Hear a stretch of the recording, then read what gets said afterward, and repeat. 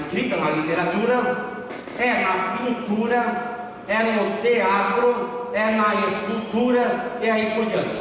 Por isso, em se falando de cultura, é em todas as artes e ciências. Tá? Muito bem.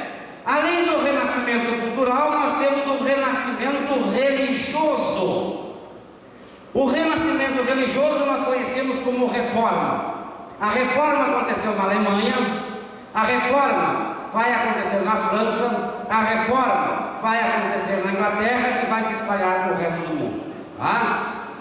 Ainda, pessoal, a igreja contra-ataca, faz a contra-reforma. A igreja não quer perder. Nesta contra-reforma tem o Concílio de Trento e a criação da Companhia de Jesus, que nós aqui no Brasil conhecemos como jesuítas, que inclusive são responsáveis pelo início da história do Rio Grande do Sul. Tá? Muito bem.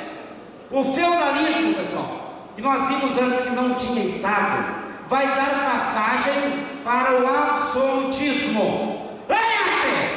Leia-se absolutismo como monarquia absolutista.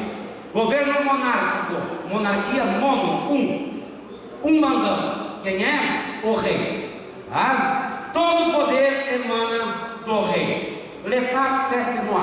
Vocês já devem ter ouvido essa frase lá com o professor. L'État c'est moi. O Estado sou eu. Ou seja, o rei manda e desmanda e não pede para ninguém. Isto é absolutismo. Muito bem. O absolutismo é político. Mas quero que vocês anotem aí, por favor. O absolutismo sempre e necessariamente é acompanhado por mercantilismo. O mercantilismo é o aspecto econômico da política absolutista. O absolutismo é o aspecto político da economia mercantilista. Uma questão pode falar somente em absolutismo e a resposta ser mercantilismo, porque o aluno tem que saber que se está falando de um, se está necessariamente falando do outro, mesmo que não cite a palavra. Tá? Aí temos aqui o metalismo, os metais que vão organizar a economia, ouro e prata. E até hoje assim, né? Ainda, pessoal, trabalho escravo aqui. Esse trabalho escravo é diferente daquele antigo.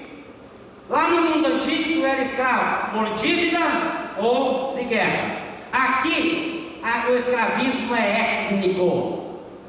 Que negros e índios no caso da América. Tá? Adiante. Antes de ir adiante. História. Eu sempre costumo dizer que é a melhor disciplina de todas, e somente é acompanhada pela física, é uma versão. Tá? Toda ação tem uma reação.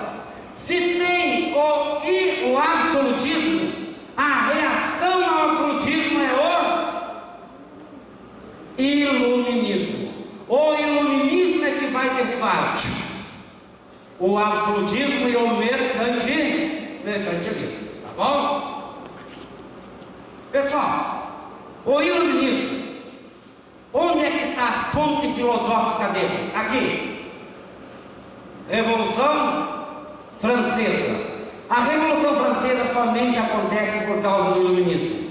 A independência dos Estados Unidos somente acontece pelo iluminismo. A Revolução Farroupilha somente acontece pelo iluminismo. A independência dos países latino-americanos somente acontece pelo iluminismo. É a grande reação.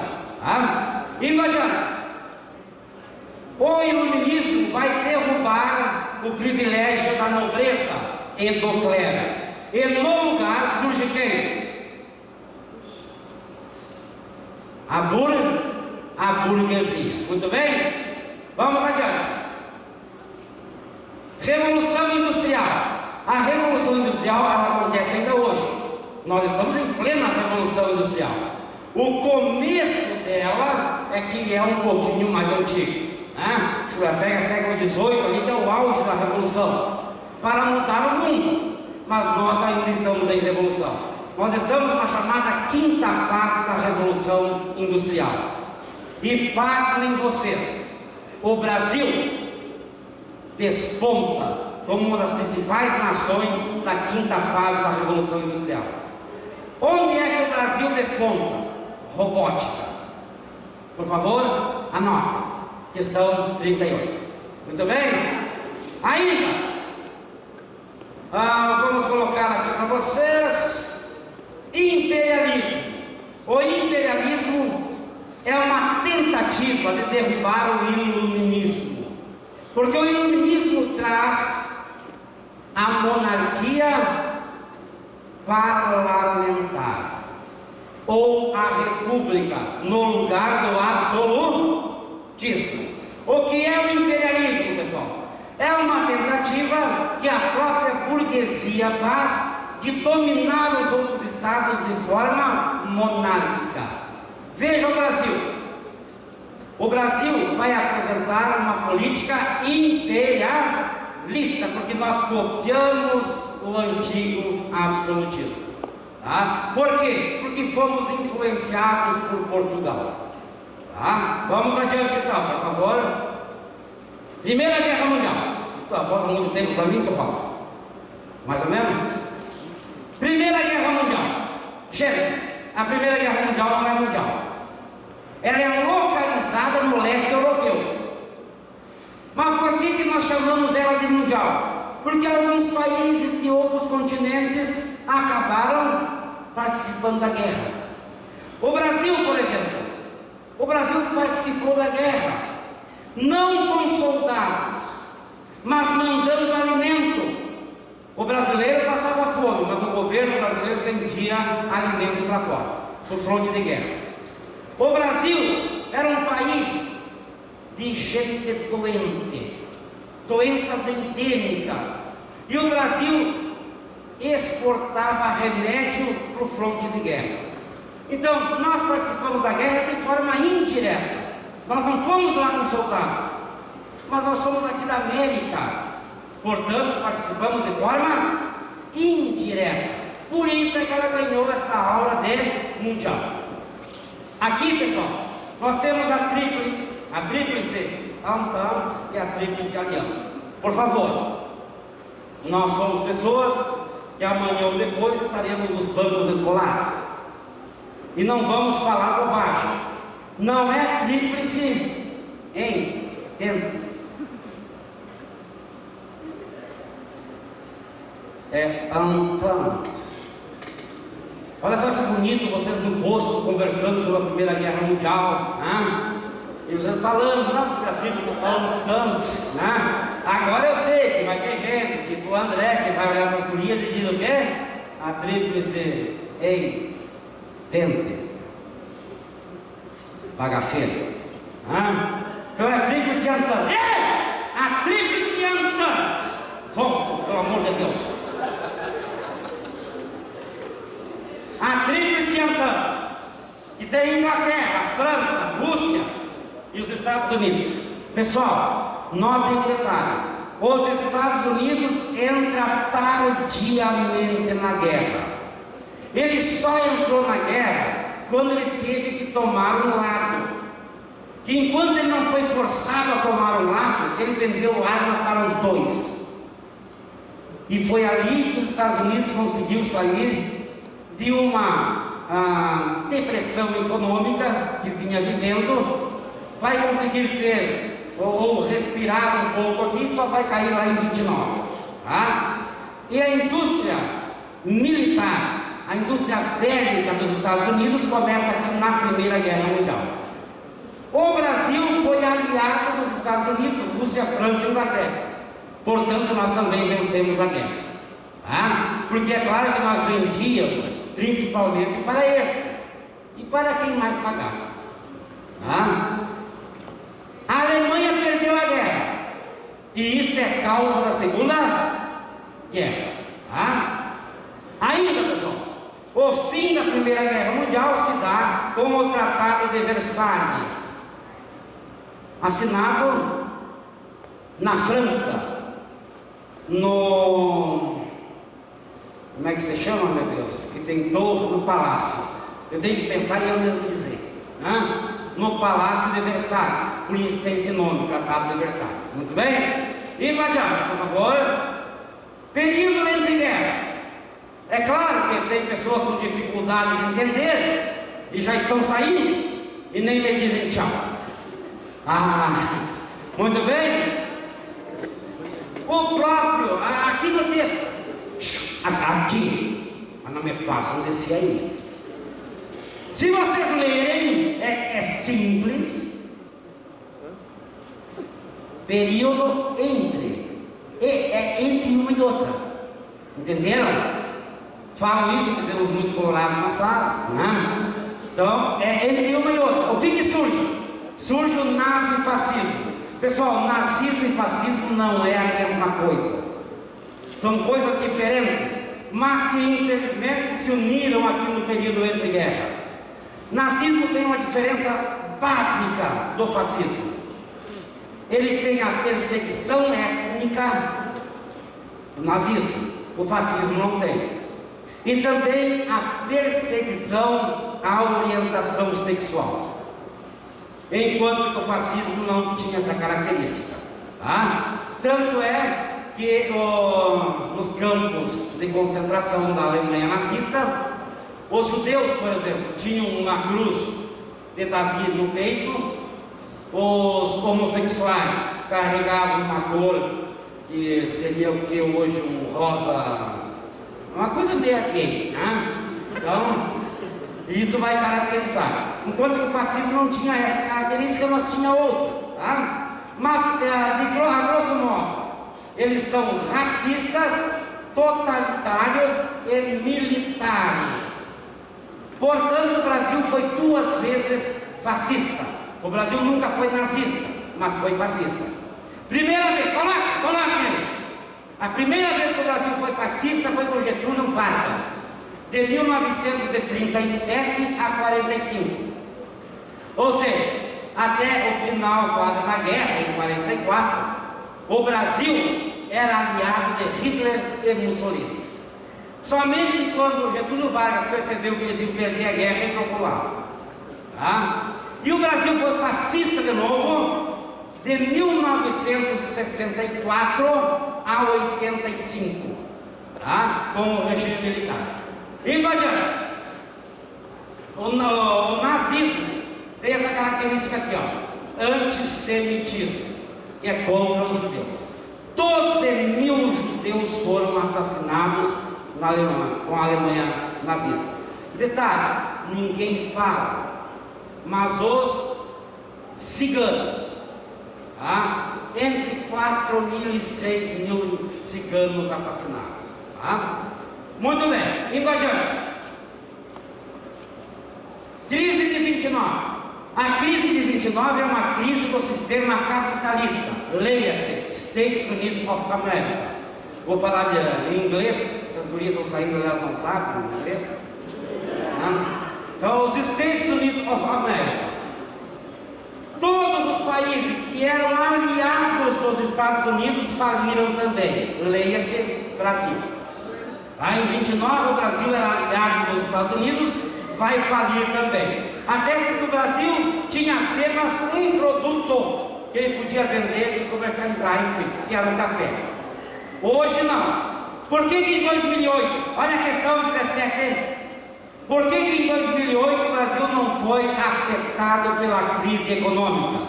Porque o Brasil, além de ter inúmeros produtos hoje na sua folha de mercado, o Brasil não é mais somente amigo dos Estados Unidos.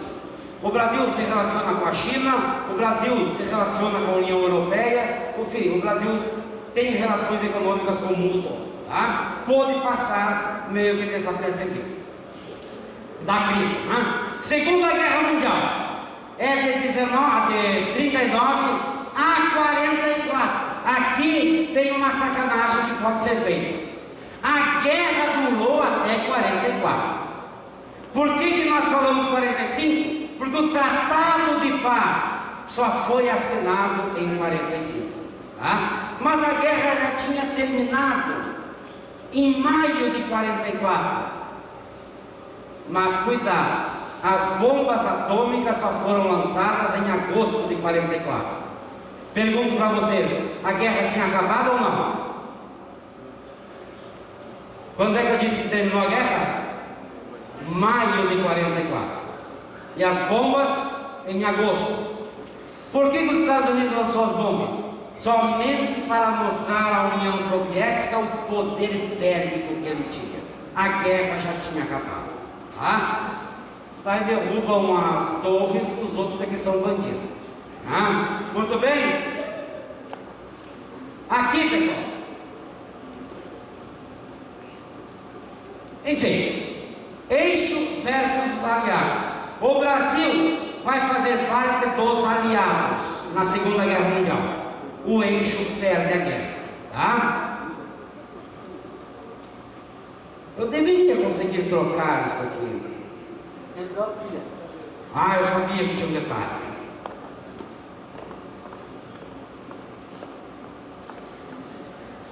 Sim, sim. Bom, aqui, pessoal, mundo pós-Segunda Guerra Mundial. Primeira coisa que nós temos então que entender: descolonização da África e da Ásia.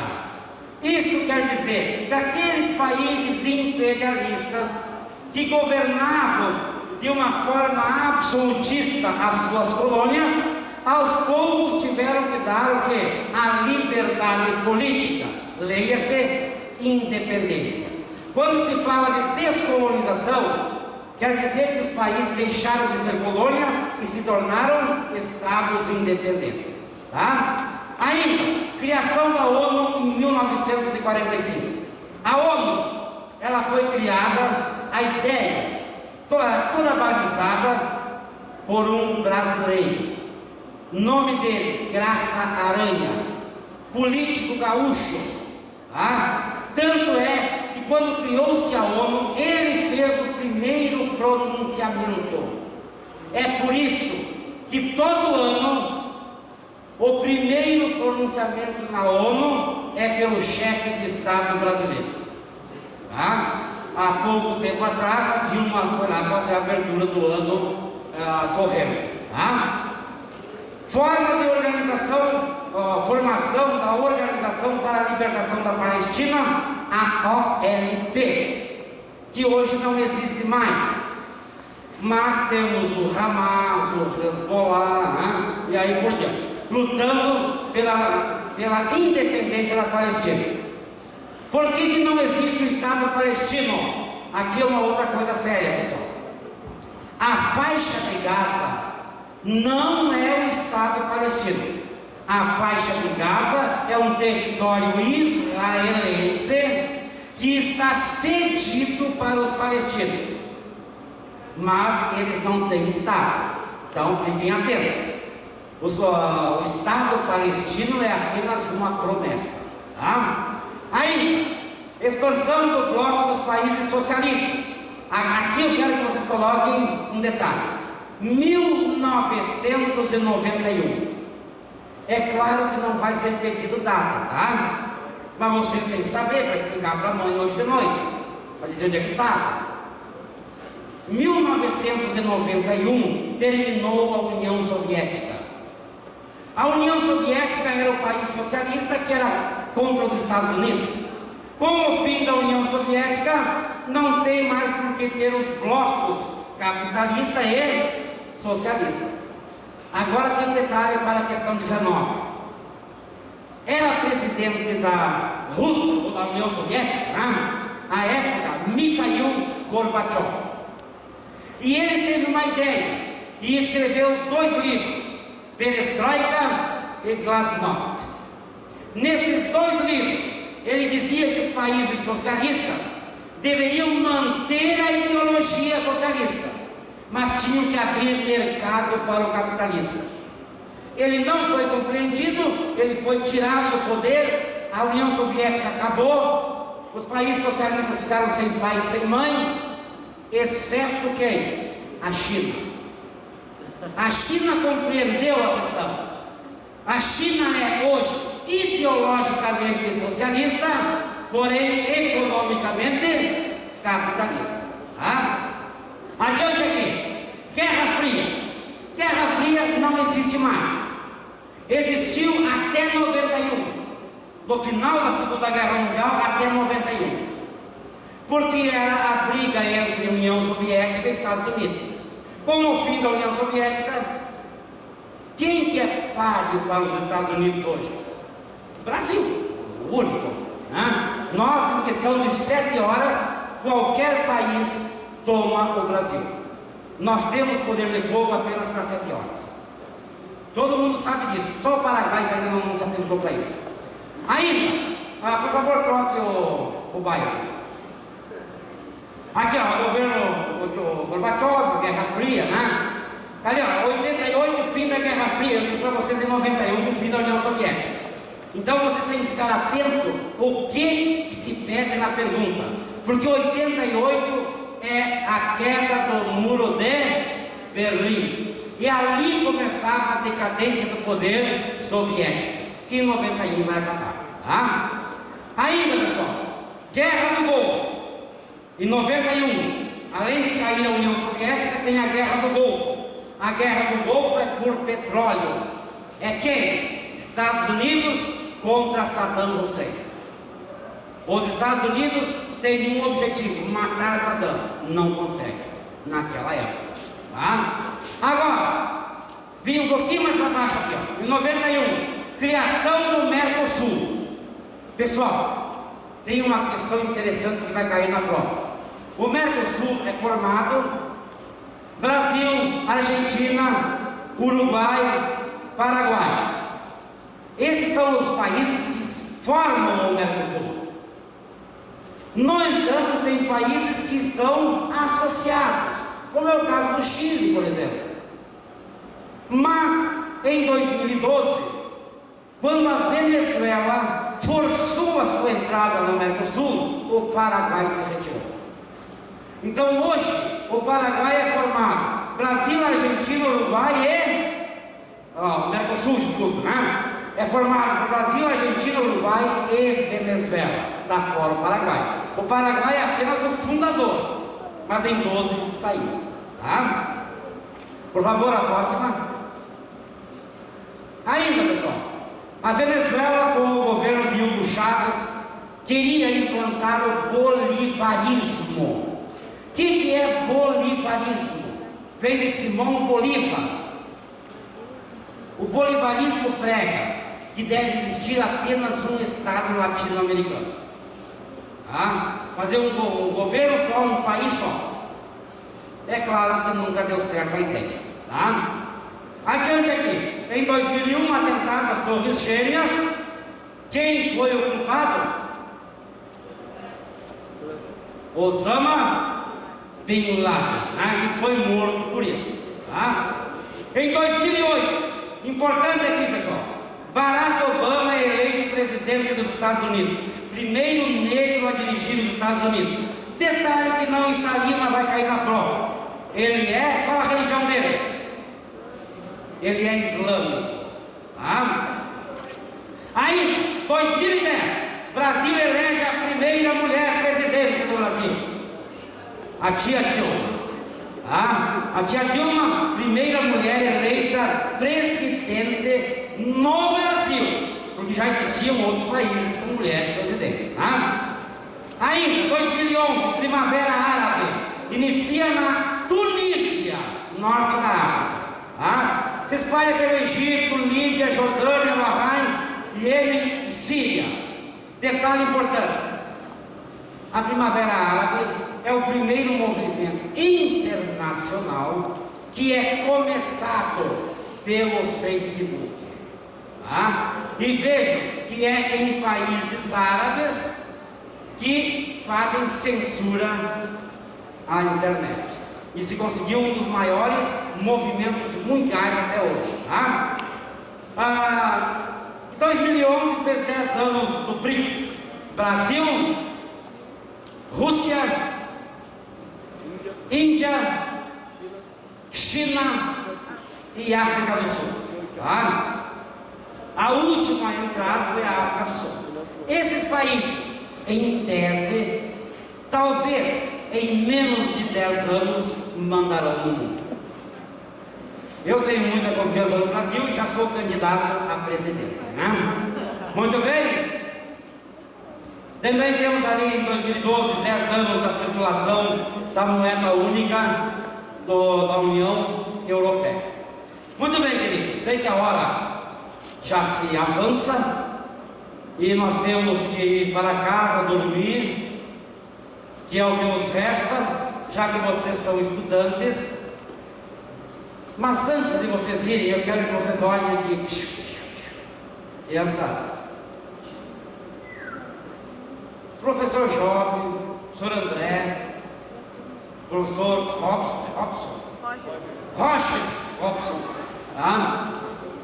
O Gilberto Rocha, que hoje estiveram aqui, todos os professores que estiveram em dias anteriores, querem deixar para vocês, o Halber, né?